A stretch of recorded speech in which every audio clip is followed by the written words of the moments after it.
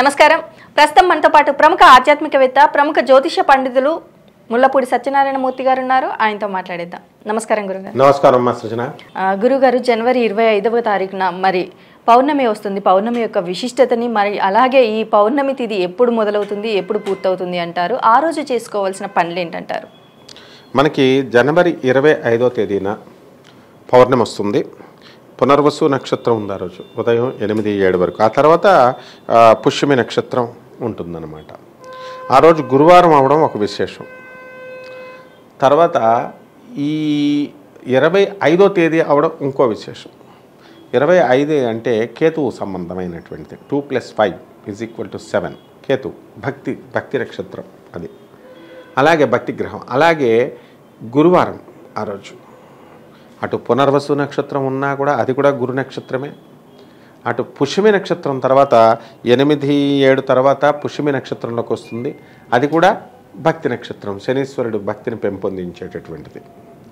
ఈ రోజున ఏం చేయాలంటే అందరూ కూడా శుభ్రంగా శనీశ్వరుడికి అభిషేకాలు చేస్తారు. మరి గాణగాపురం వెళ్ళి అక్కడ కల్లేశ్వర స్వామి వారు ఉంటారు. మందపల్లిలో వికారాబాద్ దగ్గర మాందాపురం అని ఉంటుంది. ఈస్ట్ గోదావరి డిస్ట్రిక్ట్లో మందపల్లి అంటాం. మందపల్లి గురించి మనం చెప్పాల్సిన అవసరం లేదు. ఇవన్నీ శని క్షేత్రాలు. అలాగే గణగాపురంలో మనకి కల్లేశ్వరం దగ్గర శని స్వయంభూ ఉందన్నమాట, విగ్రహం ఉంటుంది. అలాగే శని సింగనాపూర్ మనకు తెలిసిందే, షిరిడి దగ్గర. ఈ క్షేత్రాలకి భక్తులు వెళ్తారు. వెళ్ళి చక్కగా అభిషేకం, శనుడికి తైలాభిషేకం చేసుకోవచ్చు. అలాగే మామూలుగా కుదరనటువంటి వాళ్ళు ఈ మన ఇళ్ల దగ్గర ప్రతి చిన్న గుడిలో కూడా నవగ్రహాలు లేని గుడి ఉండదు. కాబట్టి అక్కడ నవగ్రహాలకి 108 సార్లు ఈరోజు ప్రదక్షిణాలు చేసుకోవాలి.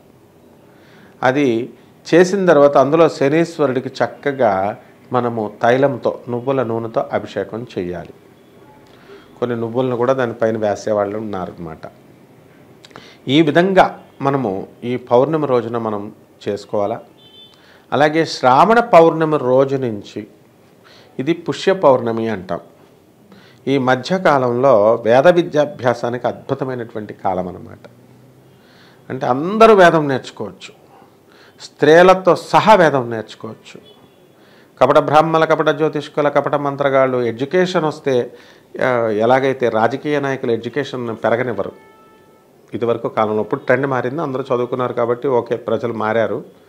మామూలుగా ఏంటి, చదువు ఎక్కువైపోతే నువ్వెవరు అని ప్రశ్నిస్తావు, జరిగే తప్పులను ప్రశ్నిస్తావు. కాబట్టి అప్పుడు ఏం చేసేవారు, ఈ రాజకీయ నాయకులు ఏం చేసేవారంటే కాలేజెస్ వీటిని ఇంప్రూవ్ కానిచ్చేవారు కాదు, ఎడ్యుకేట్ కానివ్వరు అనమాట. ఎక్కడైనా సరే, అమెరికా దగ్గర నుంచి ఇండియా వరకు ఇదే పరిస్థితి.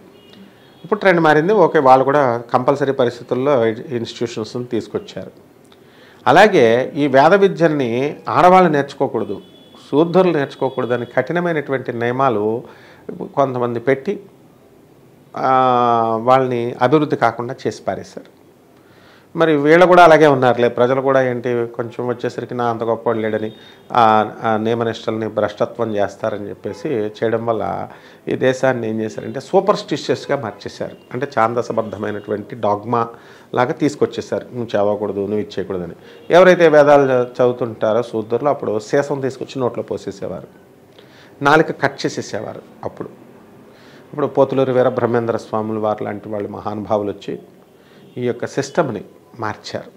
ఇప్పుడు నో ప్రాబ్లం ఇప్పుడు. కాబట్టి ఈవెన్ టీటీడీ కూడా హరిజనులకు కూడా కులంతో సంబంధం లేకుండా అందరికీ కూడా వాళ్ళు వేద విద్యను అందిస్తున్నారు. టీటీడీ ఎక్కడైతే ఉన్నాయో, మనకి ఇక్కడ బోయినపల్లి, హైదరాబాద్లో బోయినపల్లి ఉంది. అలాగే తిరుపతిలో ఎక్కడ పడితే అక్కడ ఉన్నాయి, శ్రీశైలంలో వేద విద్యని.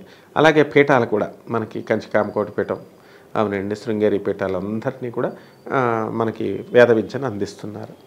కాబట్టి స్త్రీలు కూడా వేద విద్య వీళ్ళు నేర్చుకోవచ్చు. ఇప్పుడు యూట్యూబ్లు వచ్చేసినాయి. ఇదివరకు కాలంలో వాళ్ళు నేర్పితేనే కానీ మనకి స్వరాలు ఉంటాయి కాబట్టి కొంచెం కష్టంగా ఉండేది. ఇప్పుడు అంతా కూడా లిబరల్ అయిపోయింది. కాబట్టి శ్రావణ పౌర్ణమి రోజు నుంచి ఈ పుష్య పౌర్ణమి వరకు ఎవరైతే వేద విద్యాభ్యాసంకి అనుకూలమైన టైం అనమాట.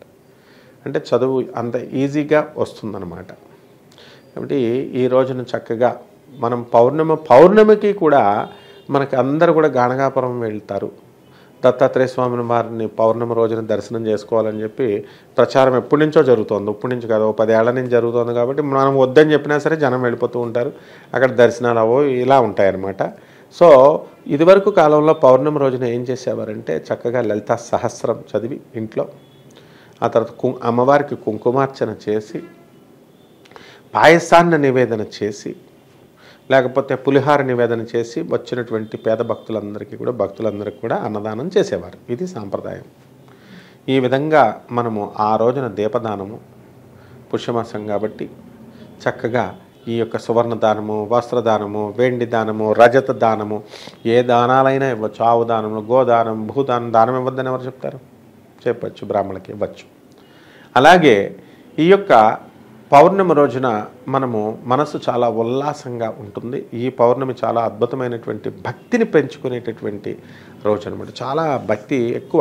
అంటే 7 కేతువు రావడము, గురుడు రావడము, పునర్వసు నక్షత్రం రావడము, లేకపోతే పుష్యమి నక్షత్రం శాటర్న్ రావడం ఉపాసనకి చాలా మంచి రోజు అనమాట. కాబట్టి ఎవరైతే రకరకాల మంత్రాలు తీసుకున్నటువంటి వాళ్ళు ఉంటారు, ఈ దశమహావిద్యల మంత్రాలు, అలాగే ఈ దత్తాత్రేయుడి మంత్రాలు, ఇలా రకరకాల మంత్రాలు, ఆ మంత్రాలన్నీ కూడా పునశ్చరణ చేసుకోవడానికి ఈరోజు చాలా అద్భుతమైనటువంటి రోజు.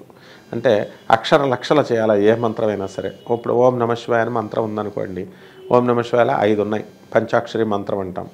5 లక్షల జపం చేయాలి. అందులో 10% అంటే ఒక 0 కొట్టేసాయి.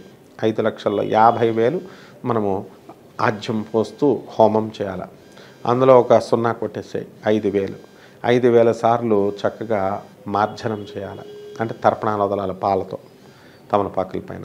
ఈ విధంగా కనుక మనం ఆ మంత్ర పునశ్చరణ చేసుకోవడానికి పౌర్ణమిని మించినటువంటి తిథి లేదు. ఆ మామూలు పౌర్ణముల కంటే కూడా ఈ యొక్క పుష్య పౌర్ణమి ఈ గురువారం నాడు పడ్డం వల్ల, అదే శుక్రవారం పడితే అంత ఇంపార్టెన్స్ రాకపోను. అలాగే అదే పుష్యమి పునర్వసు నక్షత్రాలు కాకుండా వేరే నక్షత్రాలు వస్తే అంత ఇంపార్టెన్స్ రాకపోను. సిద్ధికి మంచిదనమాట. అంటే సిద్ధి అవుతుంది. సిద్ధిదాత్రి అమ్మవారిని కూడా నవదుర్గల్లో ఒకటైనటువంటి కనకదుర్గమ్మ తల్లిని సిద్ధిదాత్రి రూపంలో ఆ రోజు పూజ చేసుకుంటే మనం అనుకున్న పనులన్నీ కూడా సిద్ధవుతాయి. అలాగే గురువుగారు, మరి పౌర్ణమి యొక్క విశిష్టతను, మరి పౌర్ణమి 25వ తారీఖున వస్తుంది, 25వ తారీఖున చేసుకోవాల్సిన పూజా విధానం గురించి కూడా చాలా చక్కగా వివరించారు. ధన్యవాదాలమ్మా.